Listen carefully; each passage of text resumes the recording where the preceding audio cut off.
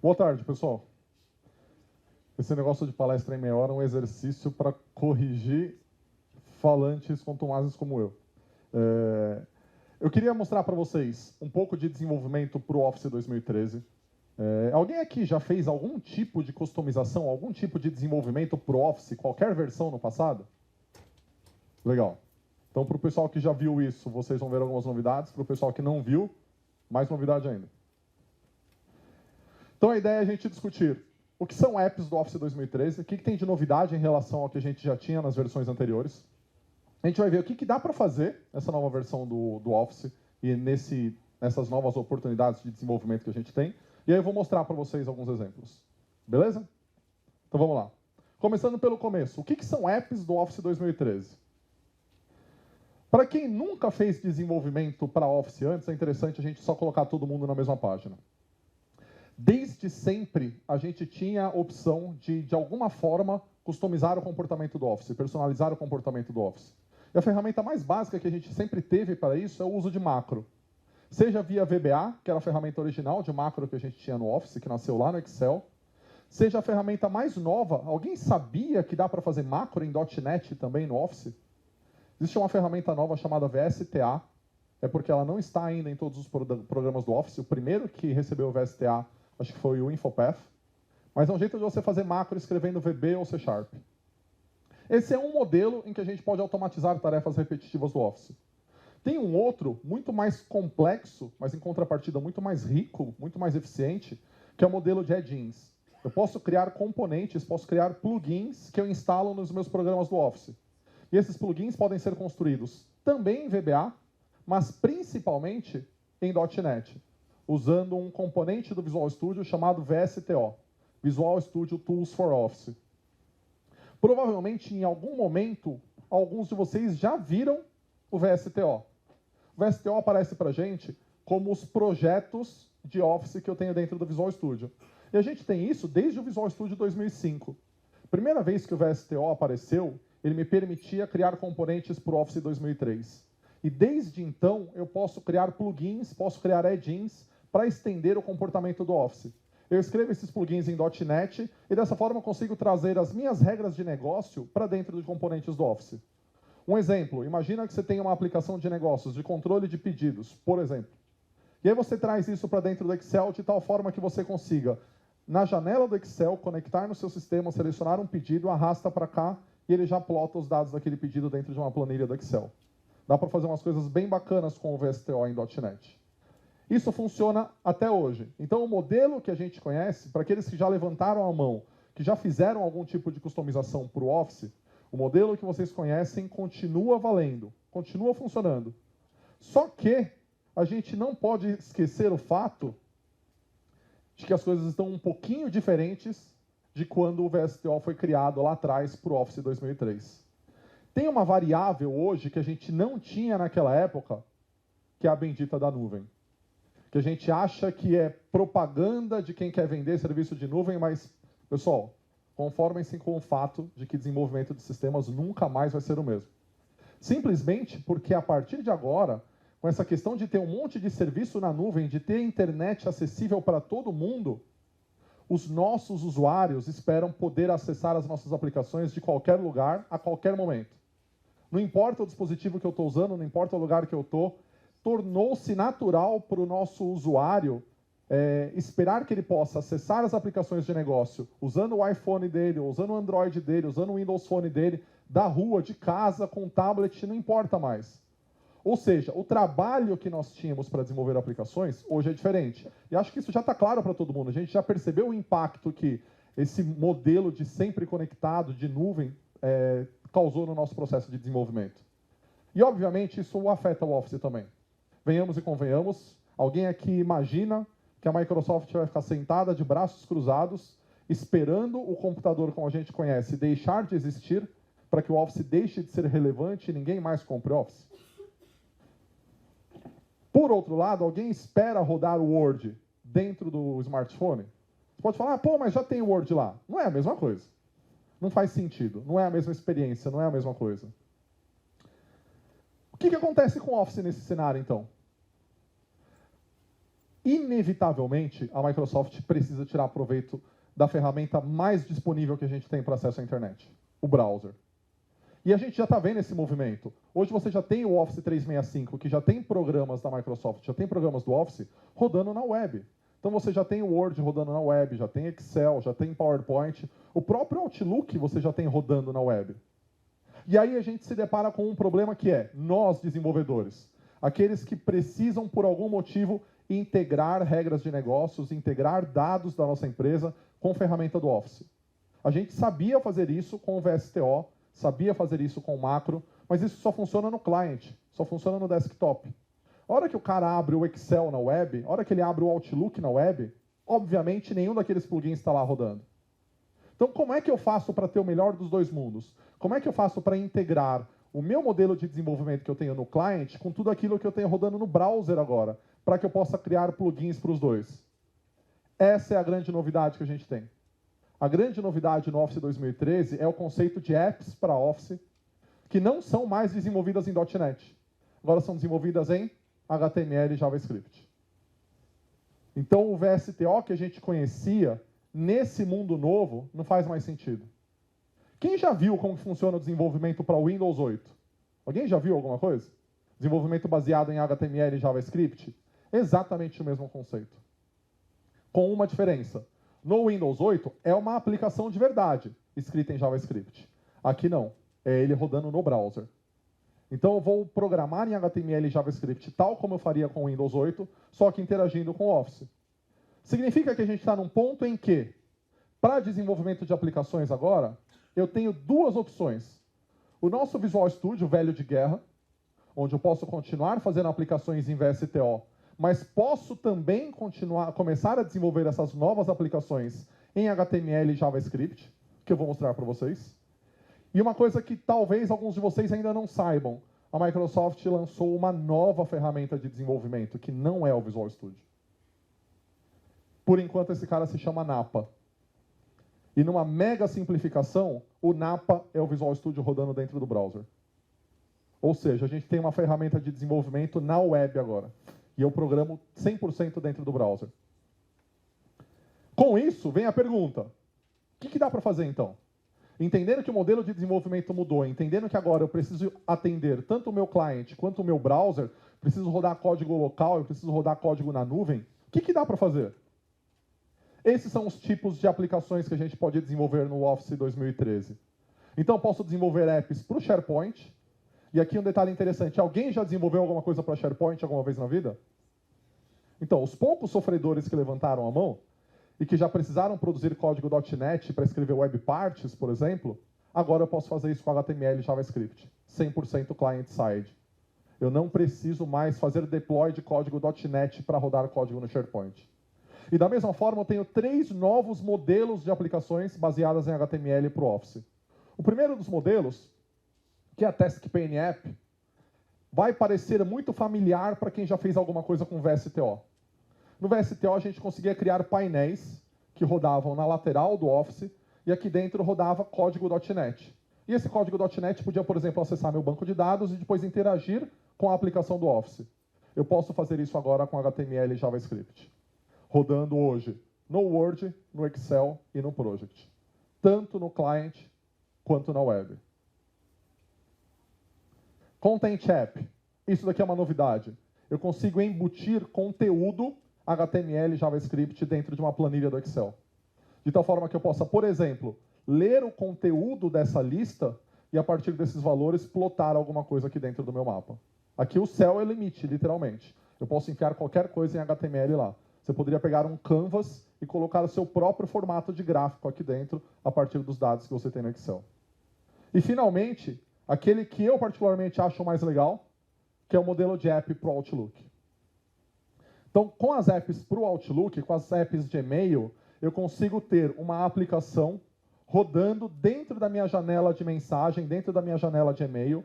Ou seja, eu posso ter um JavaScript que, por exemplo, a partir de um texto selecionado num e-mail, já localiza esse endereço diretamente dentro de um mapa. Ou posso ir além. Eu poderia, ainda usando o exemplo do mapa, pegar o remetente do meu e-mail, ir lá na pasta de contatos, pegar o endereço que eu tenho cadastrado no meu Outlook, e a partir daquele endereço eu já venho aqui, coloco ele no mapa e eu vejo quem é que está mandando e-mail para mim. Legal? O que é o mais bacana disso? É literalmente a mesma app, o mesmo código, rodando no Outlook e rodando no Outlook Web App, rodando no browser. Dessa vez, eu literalmente escrevo uma vez e rodo nas duas plataformas. Não tem nenhum tipo de conversão. E um detalhe interessante que eu queria chamar a atenção de vocês é, nessa onda de browser, esse é o Napa. Óbvio, considerem que isso aqui é a primeira versão, o produto ainda é preliminar, mas imaginem que isso aqui é o meu Solution Explorer. Eu tenho o meu editor aqui do lado e tenho o meu F5 aqui embaixo. Óbvio que isso aqui é a primeira versão, ainda não está completo, mas a ideia é que eu possa desenvolver aplicações aqui sem precisar rodar o Visual Studio. Ele é baseado no código do Visual Studio, só que eu não instalo nada na minha máquina, roda tudo no browser. Seria o futuro Visual Studio Service? Talvez? Pode ser que a gente possa vir a chamar esse cara de Visual Studio Service. Eu confesso que eu não sei qual é o roadmap, mas eu não ficaria surpreso se a gente chegasse a algo assim. Tudo bem?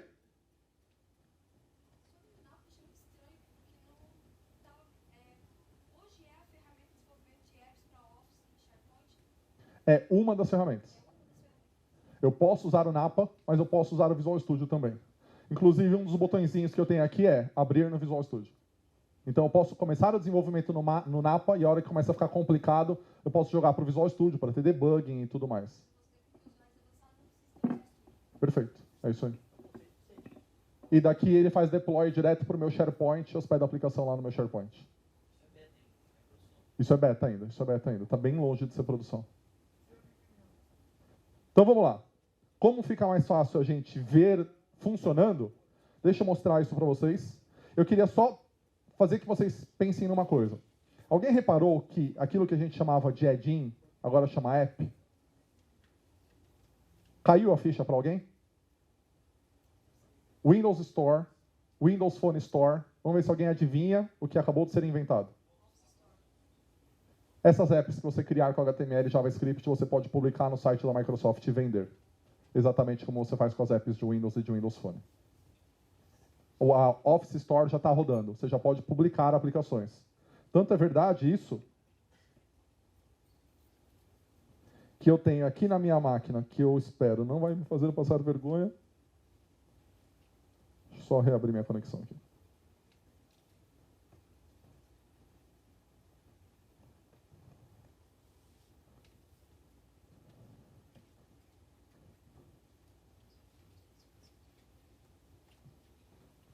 Vamos lá.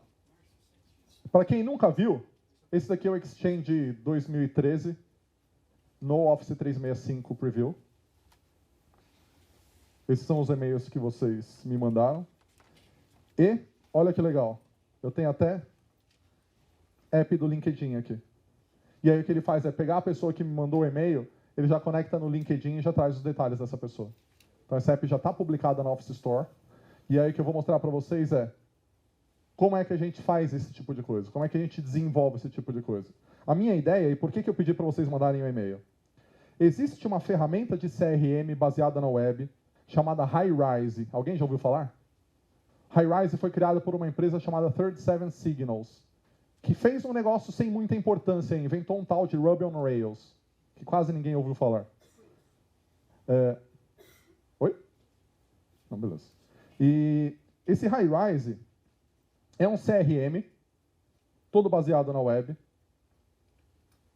E o que eu fiz foi criar uma app para o meu Outlook, que conecta no Highrise, para pegar os dados dos meus clientes e mostrar num e-mail que eu recebi daquele cliente. Não por acaso que eu pedi para vocês me mandarem um e-mail. Torcendo para eu não passar vergonha agora, tipicamente o que aconteceria é, vamos pegar um exemplo aqui.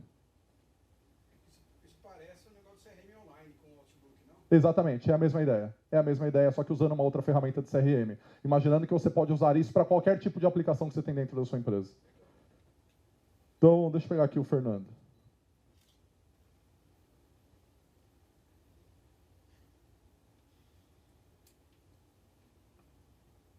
Fernando.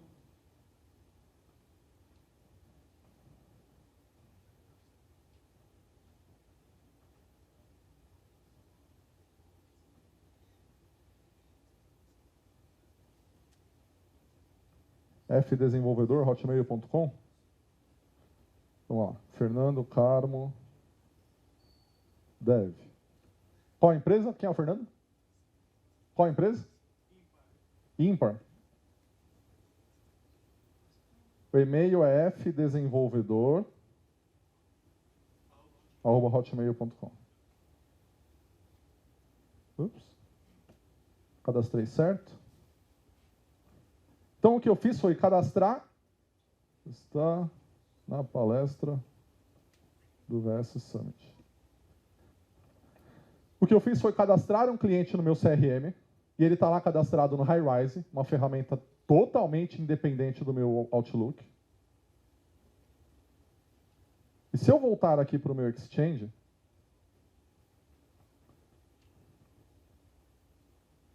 deixa eu botar o meu Visual Studio para rodar. E se ele estiver rodando, a hora que eu clicar aqui,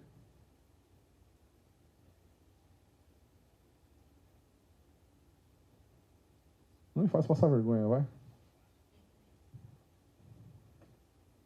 Deixa eu ter certeza que está rodando o meu projeto.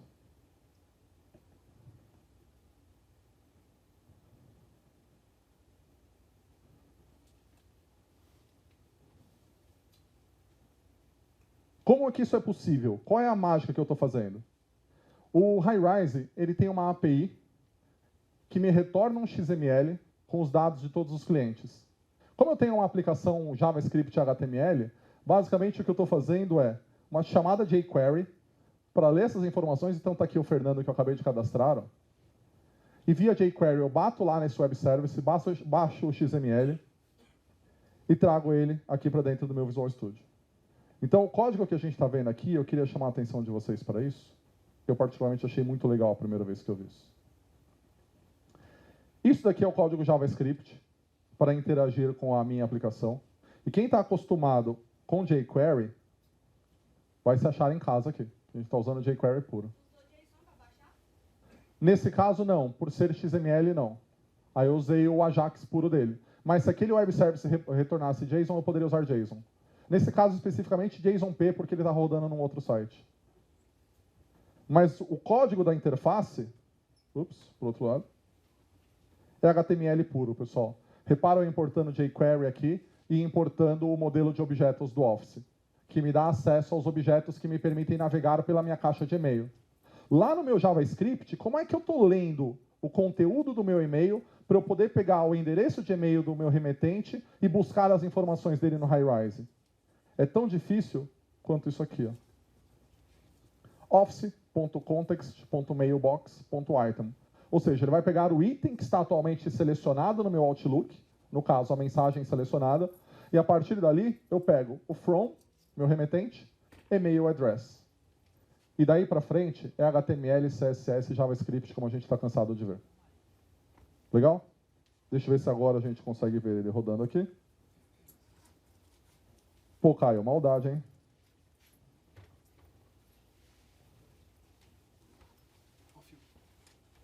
Deixa eu ver se fechar esse monte de janela para não fazer confusão aqui.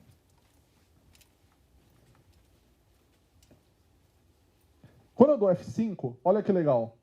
Nesse instante, ele pede meu usuário e senha do Office 365. Ele vai pegar essa aplicação, que é uma aplicação ASP.NET, e vai fazer deploy disso no meu SharePoint. Nesse instante, para eu debugar, ele está rodando num IIS Express, mas a hora que eu colocar em produção, ele hospeda isso direto dentro do meu SharePoint. Isso pode ser hospedado na nuvem, por exemplo. Se você quiser fazer um serviço do Office para revender para terceiros, você provavelmente colocaria num servidor do Azure e as pessoas acessariam a sua aplicação de dentro do Outlook batendo no seu servidor do Azure. Então vamos lá. Se eu vier aqui no Fernando,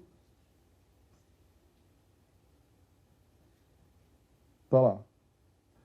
Olha as informações que a gente acabou de cadastrar. O demo ao vivo, assim, o negócio dá certo. Eu confesso que eu fiquei preocupado. Então, a gente consegue, inclusive, subir imagens para o Highrise, o que significa que se eu vier e cadastrar uma imagem num cliente, a gente consegue ver a foto dele lá. É bem legal o que dá para fazer. E o mais bacana é que se eu vier no Outlook, eu vou ter a mesma barra de aplicações aqui, E a hora que eu clico na minha aplicação, me faz passar vergonha, hein? Tá lá. Rodando direto no Outlook. Exatamente o mesmo código. Legal? Como é que isso daqui tudo nasceu? Como é que a gente chegou nesse ponto? Então, entendeu o que dá para a gente fazer? Eu consigo escrever o mesmo código uma vez, usando HTML5 padrão, usando JavaScript, usando CSS, rodar isso dentro do meu client e rodar isso no meu browser. Ou seja, eu crio a minha customização uma única vez e rodo tanto no client quanto no server. Para construir isso, eu comecei usando o Napa. E eu vou mostrar para vocês como que funciona.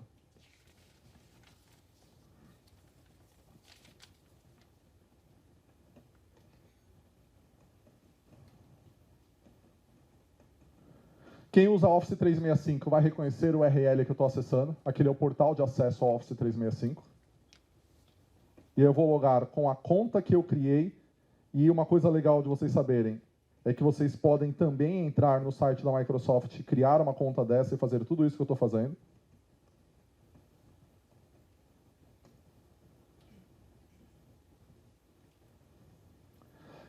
E essa é a nova versão do Office 365, já baseado nos produtos do 2013 que ainda não foram lançados. Então isso aqui está em preview. A partir daqui eu posso criar novas apps. E aí ele me redireciona para o SharePoint, que é o meu ponto de partida para criar novas apps. Uma vez que eu caio no site de desenvolvimento do SharePoint, eu tenho o link para abrir o Napa. E aqui eu tenho a lista das aplicações que eu tenho em teste no meu SharePoint, que eu posso colocar em produção depois. Vindo para o Napa, que pelo URL, não sei se deu tempo de vocês verem, napacloudapp.com, dá para imaginar onde esse cara está hospedado hoje. Então, é um serviço rodando no Azure. E a partir daqui, ó, adicionar um novo projeto. E aí eu escolho que tipo de projeto eu quero criar. Nesse nosso exemplo, vou criar uma mail app para o Office. Eu vou chamar de Demo VS Summit 2.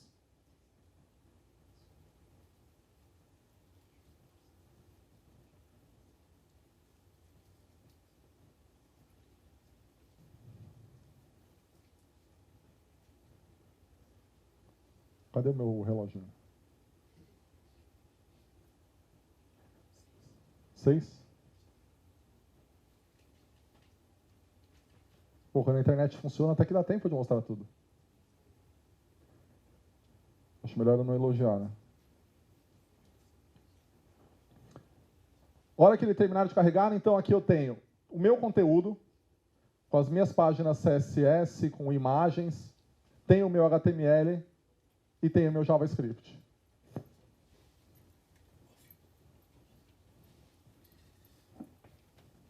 E a partir daqui eu posso abrir um arquivo.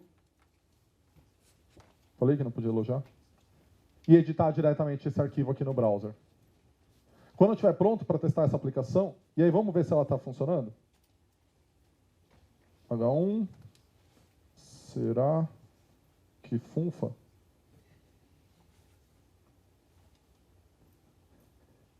Codifiquei minha aplicação, estou pronto para testar. É tão difícil quanto vir aqui e clicar no Run Project, como se eu estivesse dando um F5 no meu Visual Studio.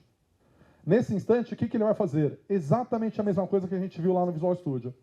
Ele vai empacotar a minha aplicação, vai fazer o deploy no SharePoint, já vai ativar a aplicação no Exchange e já abre o browser para a gente testar. A mesma experiência que a gente teria no Visual Studio. Naturalmente, sem a parte de debug.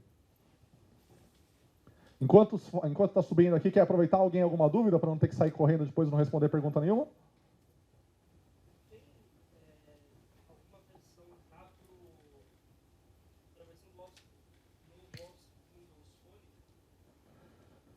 Phone? Não, a gente só deve ter para o Windows Phone 8.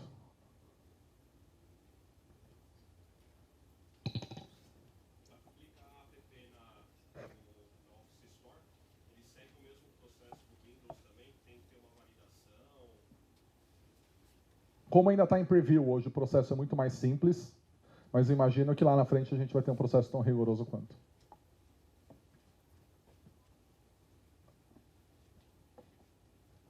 Será que vai dar tempo de mostrar ele rodando? Vamos lá, todo mundo com fé, hein? Qual o valor anual para Office Store? A gente ainda não tem informação.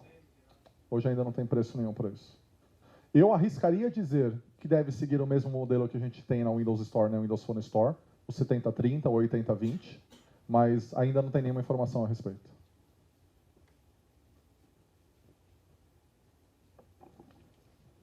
Legal, fez o deploy, agora ele vai abrir a aplicação. Vamos lá, meu filho.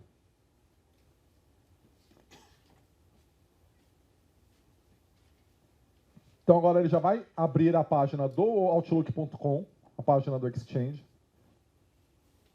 E lá eu já vou ver a minha nova aplicação rodando aqui, ó, Demo VS Summit 2. E se eu clicar aqui, parece que funfa. Legal?